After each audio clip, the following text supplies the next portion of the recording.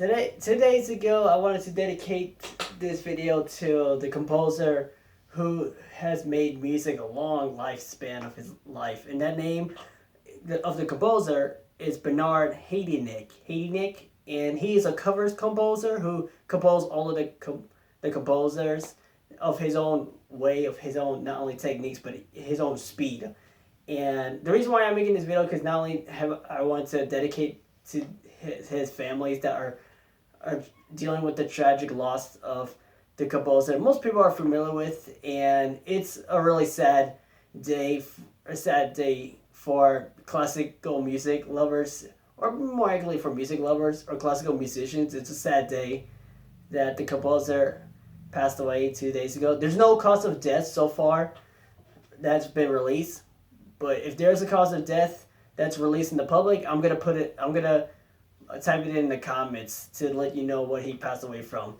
He was 92 years old. Wow, that's a really old age, and I'm glad he lived a long life. I'm glad that he lived a long life, especially for his work that he's done throughout his lifetime, and I'm very glad because not a lot of people live that long, and I'm very glad. Big ups to him, and the reason why I know this composer, the covers composer, the reason why I know him is because I actually, if you follow me on social media, you've saw that I had the Shostakovich, the symphonies from the same guy, Bernard Haitink. I remember hearing it on the news from Classic FM. I've heard that he passed away, and my heart broke, and I was speechless. And I didn't know what to say at that when I heard it on the news. And if you're gonna be asking me, because he's basically a covers composer, but in my opinion, if I haven't gotten into this CD, this came out since 1995, and it was made in Germany, and same composer. I mean, there's a lot of people that are mentioned of all of the choirs and the symphonies of Shostakovich. If you couldn't tell, I actually love Shostakovich's symphonies. I know back in the day when Shostakovich was making his type of art form, where he was taking classical music and popularizing it in his own way, which was amazing. One thing, because I'm mostly familiar with, is the Shostakovich, the symphonies. And, well, I mean, if you're going to tell me what symphonies am I familiar with, it's the first, the number 1, 5, and a little bit of the 10th and 11th. And I'm mostly familiar with the symphony number 11, the second movement. First half is pretty cool on its own. The second half is the best. Holy crap. I mean, most Shostakovich's symphonies, second half are always the best parts. Well, the first half is really awesome to build it up to the second half, which was amazing. And I'm also familiar with the second symphony that it only has 2 movements, so it's easily going to be most people's least favorite symphony out of all of them because it is really short. It only has 2 movements. And while the first movement of the symphony number 2 was actually made for the silent film, and while the second movement was a choir, and it was, I would argue, the darkest choir I've heard from, even in the darkest era, or the modernist era. I think this is, in my opinion, the darkest choir I've heard in a while. And while there's other dark symphonies or dark choirs out there, but I think this is, in my opinion, the darkest one. And I absolutely love it. And I'm reading the booklet that has the symphonies, and I absolutely love listening to Shostakovich's symphonies. It's really, I mean, his symphonies, in my opinion, is possibly, in my opinion, one of the most darkest symphonies that I've heard, even in classical music. Even though it's the guy who took classical music and popularized it. And I know Shostakovich was, his music was described as love or hate to any music lovers. And he made the second symphony for, not only is it the 2 October, a symphonic dedication, and it was a silent film, New Babylon. And by the title it may sound pretty awesome, but it's an old film, so it's probably going to be either a love or hate. And it's not every movies that's really old and black and white doesn't mean it's bad. It can be good, it can be bad, some of them. It's pretty much says about today's movies, to this day, of cinema and films. And Bernard Haitink, I discovered him, especially, I heard of this symphonies, and I heard of his composing, because this is actually my first time getting into his symphonies, and getting into his sound, and it's really diverse when you listen to it. I mean, yeah, it may sound a little the exact same when you listen to it all of them front to back. I want to add that I'm also familiar a little bit of the 15th Symphony, the last symphony that he made in his lifetime, and that was where, in my opinion, he was the original samples of his music because he put in a little bit of the I was about to sneeze. Gioacchino Rossini's William Tell Overture, William Tell Overture, where it's that famous song that goes, you know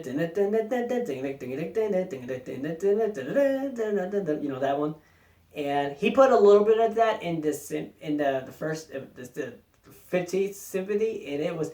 And when I heard that, I'm like, wait, William Tell Overture? And I read the booklet, and I'm like, what's the crap? This is was samples before samples was even popular. Wow. I don't remember what year was this made, but wow, he was the original. Man.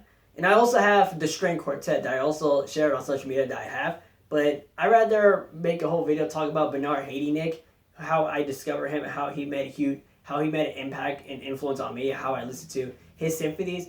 If I haven't gotten into this CD and especially gotten into Bernard Haitink that did all the symphonies, I would not only know how his symphonies would sound, but I probably would have not been a big fan of his symphonies of Shostakovich. And I would argue Shostakovich, in my opinion, is the darkest composer that I think any other composers, even for the modernist era. I know we had like Stravinsky back in the day, the guy who did the Rite of Spring, the Firebird.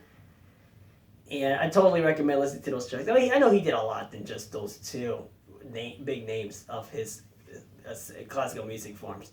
So 2 days ago, it was a sad day for all the classical music fans and music lovers in general. It was a sad day because he left and was only 92 years old. That's a really long age. I'm glad he lived that long to dedicate to us music lovers or classical musicians to leave all of the work with us.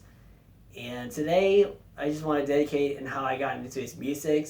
And while I know he did mostly composers than just Shostakovich, but I want to even address, because I know a lot of classical musics. I know a lot of people don't know Shostakovich, which is pretty sad. I mean, you're missing out a little bit, but I'm not saying you're a bad person, but it is sad his work does get pretty underlooked if you're not a fan of him. Even though he's the same guy who did the Waltz number 2, the Jazz Suite number 2, the Waltz, the second. It's that famous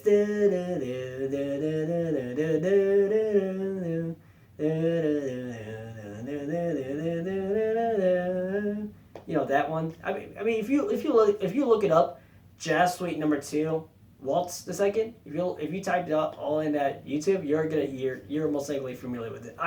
We all are familiar with the track. Let's be fair, we all are familiar with it. And while it's not my favorite work, but I'm glad that I did heard it. I will say, even though String Quartet number 8 is also one of the most well-known string quartet, if you're not a Shostakovich fan, I've heard String Quartet number 8, and I really love it. It's arguably my first string quartet, I will argue. And I've heard a number of them, string quartet. I've heard the 11th, and I heard the first one. I heard a parts of it of the second ones. I'm trying to listen to it front to back. But today, I'm dedicating to this to Bernard Haitink, not only to him, but I'm dedicating to his fan base. And after I'm done making the videos, I'm gonna listen to all the symphonies, and I'm gonna do my own ranking of my favorite symphonies. My favorite symphonies to the worst. In my opinion, there's no worst for symphonies.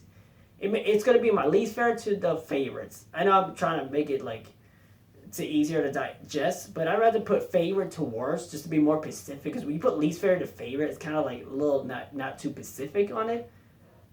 Or worst to best, more accurately. In my opinion, if you're going to ask me what's my favorite symphony so far, it will be the 5th Symphony, number 5. I know a lot of people argue the 5th Symphony is their favorite. And I completely understand and I agree to some extent because the first movement is amazing. I mean, all the movements, all the 5th Symphony is amazing. I love it overall. And I'm listening to it. If I had to say what's my least favorite symphony, Symphony number 2 easily might be my least favorite so far. It's either second and the third one. Third one is more of the laid back type of music, but I haven't listened to the third one in a while. But I'm gonna get into that after I'm done dedicating to this composer, to his fans and his families. I know it was a sad day that he passed away, and May Bernard rest in peace, and may his legacy live on for future generations to come, to inspire, influence, honor his legacy. And we will remember him for his, not only his as a cover composer, but his own speed of his work that he left of all of us. And I'm not gonna lie, for 1995, because this was released, I know this was like 19, and I know in the back it says like 1977, 79, 80, 81, 82, because they were all released on that. Like he was working on it for that many years, and the final release year was 1995. And for 1995, it sounds really new. It sounds like it would have been made today, arguably, because I know most of the productions from back in the early 90s and like the mid 90s. I mean, the early 90s may have like, because even though this was like recorded like in the 70s all the way to the 90s, I know it may not have the best production music back then, but as a whole, when it was released in the mid 90s, this was pretty awesome production for the mid 90s, because most of the music back in the day, like in the early 90s, did not have the best production, but at least they did have some pretty unique and cool stuff on their music from other musicians and bands, even for the trios and hip hop. So today I'm dedicating this video to Bernard Haitink, and it's sad that he's no longer with us, but at least we have his music to remember him by. Bernard Haitink, you will be remembered, honored, and you will be remembered, honored, and you will be. I forgot. Like it's pretty hard to talk about it. It's pretty hard to talk about it for most of the fans out there who know his names. I know a lot of people don't know him in the public, but it's better to listen to something that's. Sometimes it's better to listen to some of the ones that are not well known than what's out there on today's mainstream radio hits. So if you're gonna ask me, do I suggest to listen to Shostakovich symphonies? I will say go ahead and do so, because his symphonies I would consider very underrated. I know most people say his Fifth Symphony is overrated, or like his first one's overrated. I mean, in my opinion, if I haven't discovered those symphonies, I would not care. I wouldn't care for his symphonies if I haven't get into his Fifth Symphony. I know, don't get me wrong, Shostakovich does have some, like he does have some love. It has some like negative reviews, even for like when he was alive, especially when he's gone too. And for me, I've always loved Shostakovich as a composer. He's insane. His music's very. I will say his symphonies are very abrasive for first time listeners. So I recommend starting out with his first couple ones. So just to like get a clarification of what his symphonies are gonna like to get a better sound of what Shostakovich is going for the symphonies. His work is very abrasive, very dark. I would argue far abrasive and darker than Stravinsky. I mean, it's mostly in the modernist era where it was lasted for the 1900s to all the way to, if I correct, the 2000s. Because back before that, it was the Romantic, Classical, and the Baroque era. And most people are familiar with classical music, mostly from the Romantic era, one of the biggest influence on classical music. And I can totally see and argue why the Romantic era is the most influential ones out of all the eras. And don't get me wrong, there's the Baroque era is also one of the influential ones, especially with the composers like Johann Sebastian Bach, George Frederick Handel, many more. I can name off hand. But for the modernist era, could be very underlooked for most people who are not fans. Because I mean, in my opinion, the pioneers of the modernist era would be Shostakovich and Stravinsky. I know there's several composers that I'm missing out on, but I would love to hear their sounds too. And I really have nothing else to say. The only thing not only am I just talking about Shostakovich, but I'm also dedicated because how I got into his music. Because I was looking up and he was still alive when I had the CD, and now he passed away. And he's passed away now. And this CD album, it has 11 CDs and has 15 symphonies. Same number of his work in the string quartet, 15 string quartet. And later on, I'm going to do my own ranking of which ones do I like, which one's my favorite symphony, to all the way to the least favorite symphonies. That even though it's not my favorite, but I'm still going to continue listening to it. So my least favorites would be so far the second and the third ones. I don't know which ones. I'd probably say the third one so far because I haven't listened to it that much, and I've heard a lot of people say the third one's their least favorite. And I listened to it front to back. It's up there. My favorite one so far would be the Fifth Symphony. Probably the 11th or 10th ones. Who knows? My it's very interchangeable. It's very interchangeable, but that's all I had to say about Bernard Haitink, and it's sad that he passed away 2 days ago. It was a sad day for classical musicians, and music lovers. So Bernard, thank you for the work that you've left for us to remember you by, and we'll continue to influence, inspire others to listen and go out for your music that you've left over many years. For 92 years, that's really old, really old. So Bernard, you will be remembered, honored, and will be influential for many music lovers. It will continue to inspire, influence others for future generations to come, and remember your work later on in the future. That's all I had to say. My prayers and my support goes out to his families that are dealing with the struggle of his loss, and hopefully they'll have a great. Hopefully they'll recover soon. Not hopefully they'll recover soon because it was a sad day, really sad day. That's all I had to say. If you want to discover more about what I do on my channel, subscribe to my channel, click the bell for notifications to be directly to the video, and my social medias are always in the description. I will for future videos to come. You will know the drill. I know.